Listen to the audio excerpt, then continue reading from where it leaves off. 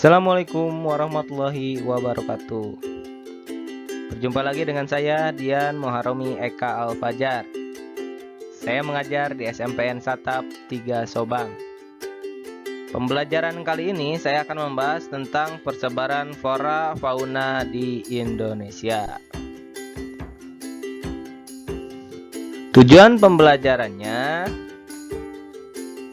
yang pertama, mengidentifikasi pembagian jenis flora Indonesia, ciri-ciri dan persebarannya. Yang kedua, mengidentifikasi pembagian jenis fauna Indonesia, ciri-ciri dan persebarannya.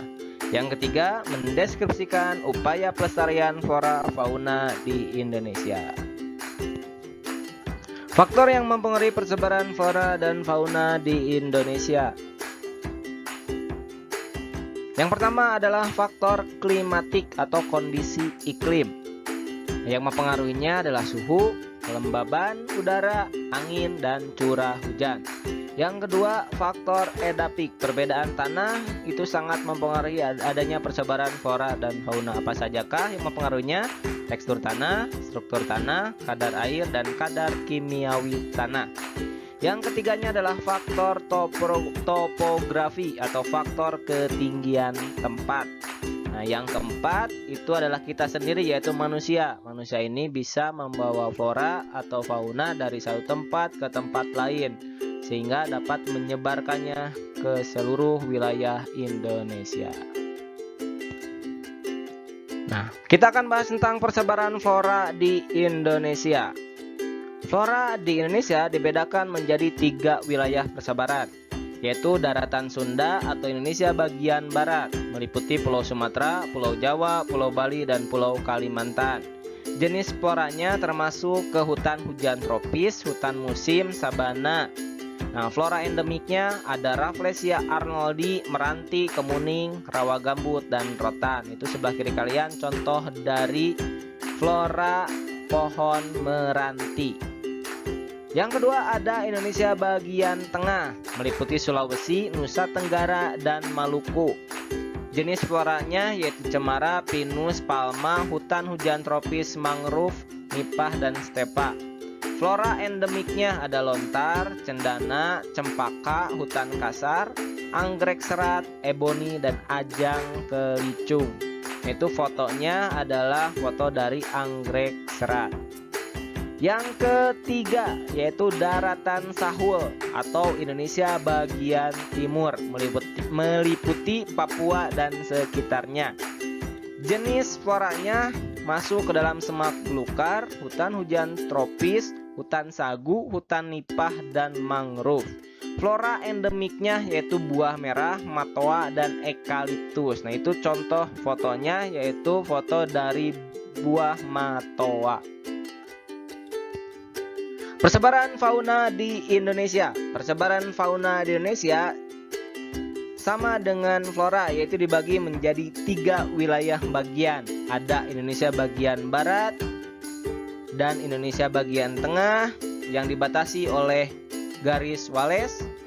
Indonesia bagian tengah dengan Indonesia bagian timur dibatasi oleh garis Weber. Indonesia bagian barat meliputi wilayah persebarannya yaitu Sumatera, Kalimantan, Jawa, Bali. Hewan khasnya adalah beruang madu, harimau Sumatera, gajah, badak bercula 1, harimau Jawa, banteng, dan orang hutan. Itu adalah Indonesia bagian barat. Di mana ciri-cirinya?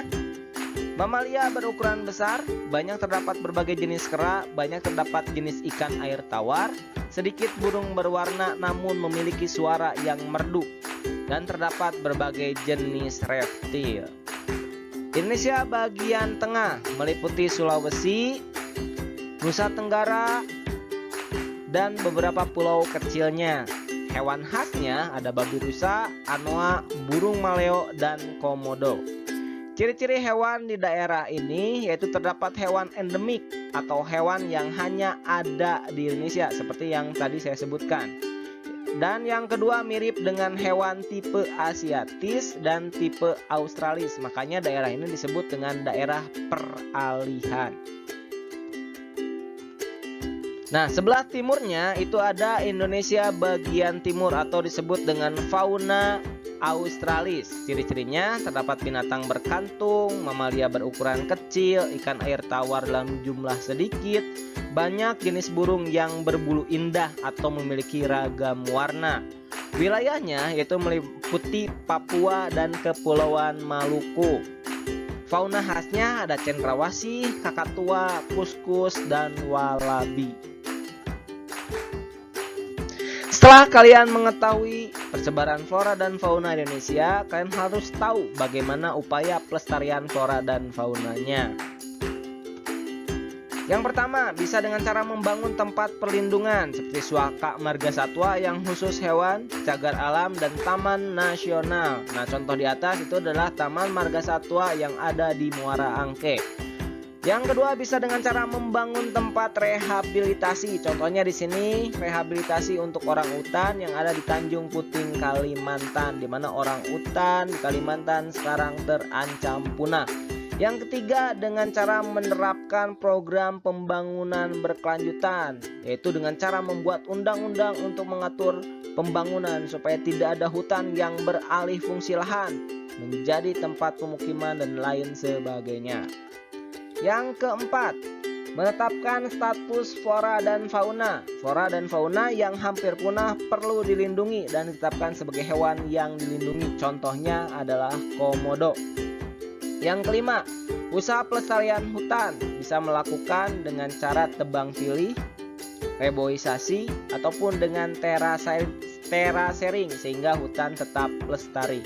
Yang keenam, usaha pelestarian biota perairan, yaitu tidak menangkap ikan dengan menggunakan bom, pukat harimau, atau dengan hal-hal lainnya yang bisa merusak terumbu karang sehingga ikan tetap lestari. Yang ketujuh, bisa dengan cara melakukan budidaya. Hewan langka perlu dilakukan pembudidayaan, contohnya adalah penyu. Nah, ini adalah hewan yang cukup langka juga sehingga kita harus terus lestarikan. Yang terakhir, bisa dengan cara penyuluhan dan pendidikan. Penyuluhan sejak dini kepada generasi penerus dalam pemahaman flora dan fauna sangat penting bagi kehidupan kita di masa yang akan datang. Jadi sejak dini kita harus memperkenalkan flora dan fauna dan bagaimana cara melestarikannya, bisa dengan cara bercerita ataupun dengan membuat buku-buku tentang flora dan fauna. Untuk memahami materi tentang pembelajaran kali ini, silakan isi kuis persebaran flora dan fauna yang berada di Google Form dengan alamat http://bit.ly Flora Fauna Indonesia 7. Terus semangat, terus belajar, dan terus berdoa supaya COVID-19 itu segera hilang dari Indonesia. Selamat berjumpa di pembelajaran selanjutnya. Wassalamualaikum warahmatullahi wabarakatuh.